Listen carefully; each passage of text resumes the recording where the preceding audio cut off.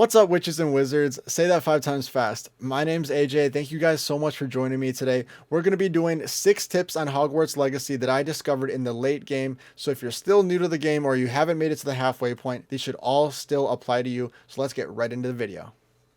Right off the bat, guys, don't miss out on these 500 coin prompts or rewards that you can get after you help people with side quests.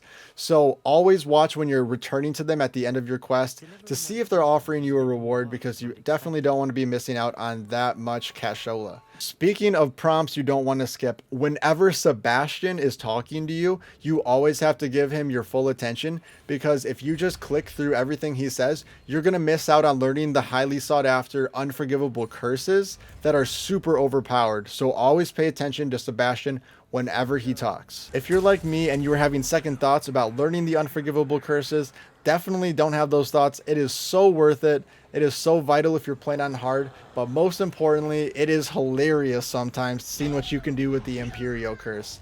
The Imperial Curse makes enemies become your ally, sort of, and they'll fight alongside you, and it'll either make them bait or it'll make them super overpowered if you use it on a boss, and you can even make a troll become your ally for a short time, which gives you a huge advantage. So definitely give those a try.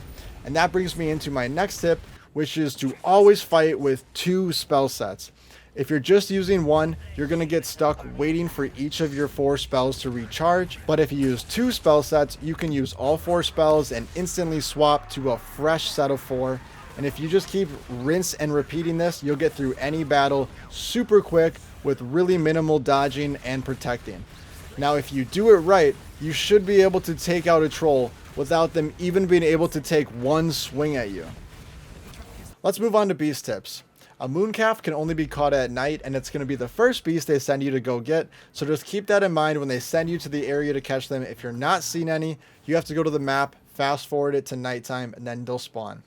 Now, the only other animal I know of right now that has a special circumstance is a thestral, which is a flying mountable beast, and the only way to see them is to witness death previously. So that pretty much means before you go into any paw print symbol on your map, which is an area where animals are, go fight a little encampment, take out a couple enemies, and then go in there to catch some creatures. And if there are thestrals around, you'll see them. Now, there are 2 ways of catching the really hard to catch beasts. One is using Accio, then Leviosa, then Arresto Momentum, and then pulling out the bag. Now, that's more than you need. I was catching just fine. As long as you use the Disillusionment spell, you can pretty much sneak up behind the beast, just use Arresto Momentum, and you should be able to pull out the bag and catch it just fine. Lastly, on the topic of beasts, when you go to Tomes and Scrolls, pick up a beast feeder, because when you're farming all of the supplies that you get from the animals you catch, it is so nice to just walk in and all you have to do is brush them and they'll give you the material, instead of having to individually feed every animal, wait for the animation, and then brush them. So a beast feeder, definitely worth your time. Let's talk upgrades. Now, I spent the majority of the game trying to get my broom to be the fastest it could be, and I really should have just relaxed and took a step back, because the main quest actually holds you back. You can't just go to a shop and buy the fastest broom in the game. What you do have to do, though, is every time you get invited to do a time trial, go to that race as good as you can, and if you beat the suggested time, then you will unlock an upgrade that you'll get from Spintwitch's Sporting Needs, which is in Hogsmeade. And I do want to warn you guys, the last one does cost 7,500.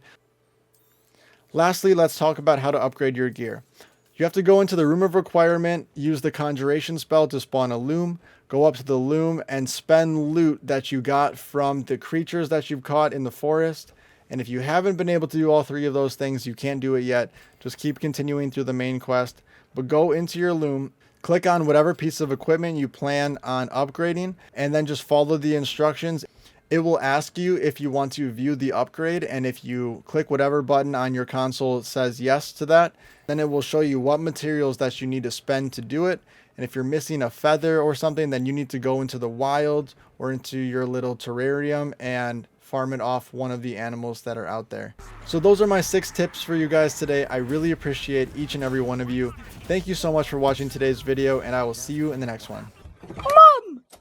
Mum! Yeah? I'm on 443 subscribers. Who gives a shit?